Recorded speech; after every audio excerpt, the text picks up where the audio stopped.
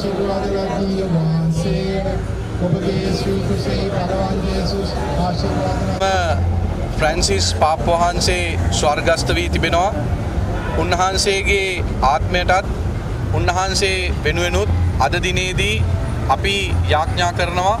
ඒ වගේම අද දිනේදී මේ මීගමුව කොච්චිකඩේ අපි පවත්වපු දේව මෙහෙදී උන්වහන්සේව අපි සිහිපත් කළා. උන්වහන්සේ කරනව ඒ අමිල සේවය අපිට අමතක කරන්න බෑ. විශේෂයෙන්ම පාස්කු ඉරිදින ඊයේ දිනේදී උන්වහන්සේගේ ආශිර්වාදයේදී උන්වහන්සේ ප්‍රාර්ථනා කරේ පලස්තීනයට සහ ඊශ්‍රායලයට සාමයක්, ඒ වගේම යුක්‍රේනයට සහ රුසියාවට සාමයක්. ඒ වගේම උන්වහන්සේ පැහැදිලිවම මේ පාස්කු ඉරිදින ත්‍රස්ත ප්‍රහාරයට ලක්වෙච්ච අපේ කතෝලික ජනතාව විශ්වාසයේ ඇදහිලිකරුවන් හැටියට නම් කරන ලැබුවා. උන්වහන්සේ අප අතරින් වෙන් වෙන්න කලින්, ස්වර්ගස්ථ වෙන්න කලින් උන්වහන්සේ කරපු ඒ මහත් සුවිශේෂී ක්‍රියාවලිය අපි අගය කරනවා. කතෝලික, ශ්‍රී ලාංකීය, බෞද්ධ, හින්දු, ඒ වගේම මුස්ලිම් ජනතාව හැටියට. ඒ වගේම අපි කනගාටු වෙනවා මේ වර්තමාන රජය අද පාස්කු ප්‍රහාරය හුදෙක් දේශපාලන වේදිකාවේ දේශපාලන මාතෘකාවක් බවට පත් කරගෙන තියෙනවා. මේ ආණ්ඩුව බලයට ඇවිල්ලා මාස 6ක් ගියා ජනාධිපතිවරයාට එතුමාගේ ජනාධිපති විමර්ශන කොමිසමේ වාර්තාව CID එකට ලබා දෙන්න. මතක තියාගන්න මේකේ පිටු 60000ක් තියෙනවා. මේ පිටු 60000ක් කියවලා CID එක එනකොට කෝච්චිය ගිහිල්ලා තියෙන්නේ.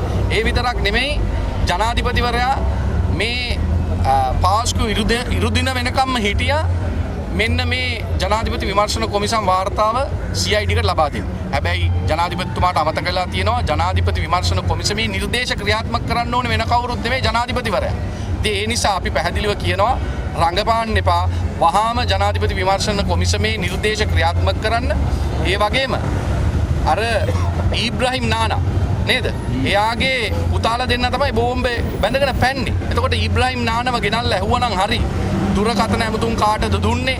ඒ සල්ලි කවුද දුන්නේ? එහෙම නැත්නම් දුරකථන ඇමතුම් පිල්ලයන්ගෙන් ආවද? කවුද මේක පස්සේ හිටියේ කියලා එතුමාගෙන් ඇහුවනම් එතුමා මං හිතන්නේ පැහැදිලිව හෙළිදරව් කරයි. ඒ නිසා වැඩි දුර යන්න ඕනේ නැහැ. NPP එකේ ජාතික ලයිස්තුවේ අංකයකට හිටියේ කවුද? අන්න එයාව ගෙනල්ලා ප්‍රශ්න කරා නම් මං හිතන්නේ පාස්කු ප්‍රහාරයේ සුල මුල හොයන්න පුළුවන්. සමහර අයට අද පාස්කු ප්‍රහාරයක අපි ගැන කතා කරනකොට වදයක් වෙලා. අද පාස්කු ප්‍රහාරයේ අමතක කරන්න සමහර අය උත්සාහ ගන්නවා.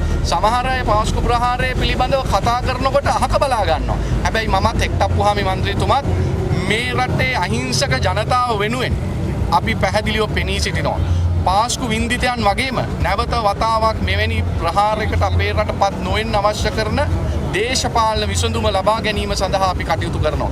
ඒ නිසා අපි මේ රට තුලත් ජාත්‍යන්තරේ අපේ සටන ගෙනියනවා.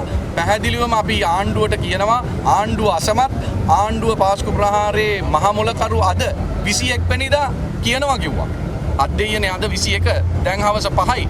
තාම කියලා නැහැ කවුද මහමොලකරු කියලා. මේක නිකන් අර මේ අම්මා කෙනෙක් දරුවෙක් පිළිසිඳුවගෙන් පස්සේ ගෙදරට එන මිනිස්සුන්ට පේන්න උඩින් දානවා මේ බාලකිරි දෝෂේ අද නෙමෙයි හෙට කියලා.